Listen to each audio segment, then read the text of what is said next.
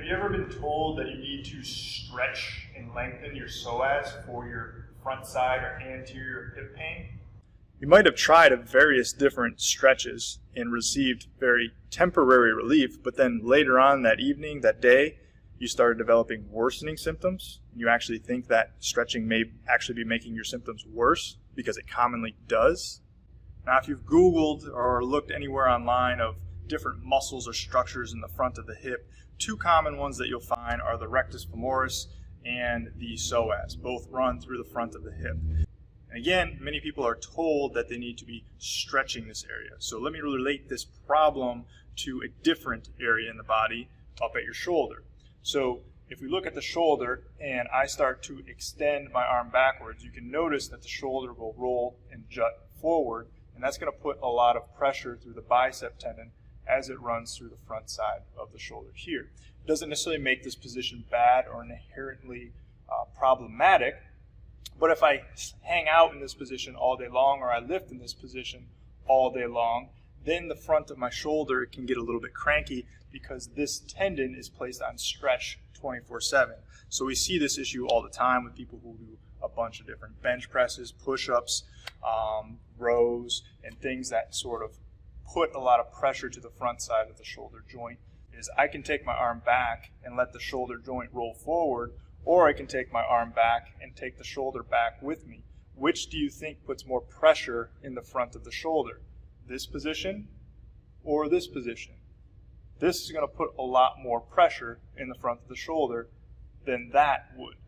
So this is also a joint position issue, which is creating pressure to the front of your hip. The same thing is occurring at the hip that is occurring here at the shoulder. So this is not a flexibility issue. This is not a strength issue, although it could be one of those two, but more than likely, especially if you've tried stretching or you've tried strengthening and you've not had results, then you need to think more deeply about the positional problem that is underlying causing these symptoms.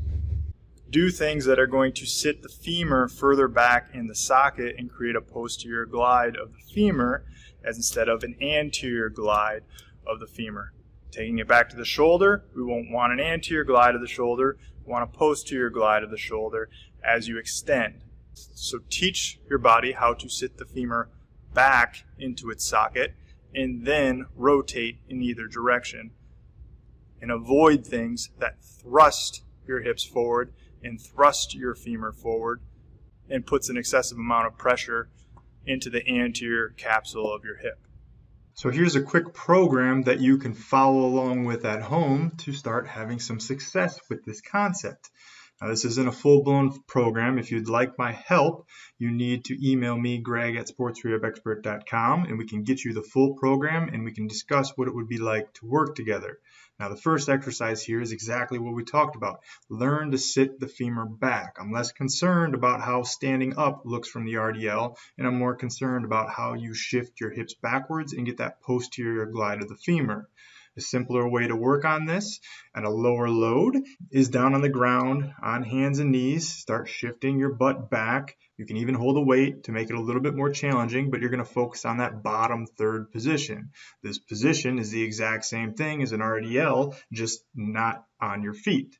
Then, as I said before, once you learn to sit the femur back and get that posterior glide of the femur, then we're going to start working on how to rotate it. So again, we can mimic the same exact position on the ground, just adding a little bit of rotation, and then we can mimic the same thing in standing, where we have basically a split stance RDL going on here that we can eventually load up as well too. If you found this video useful, if this is something you're dealing with, drop a comment below. If you'd like that full program and a better understanding of what we can do to work together to solve this issue for you, email me, greg@sportsrehabexpert.com.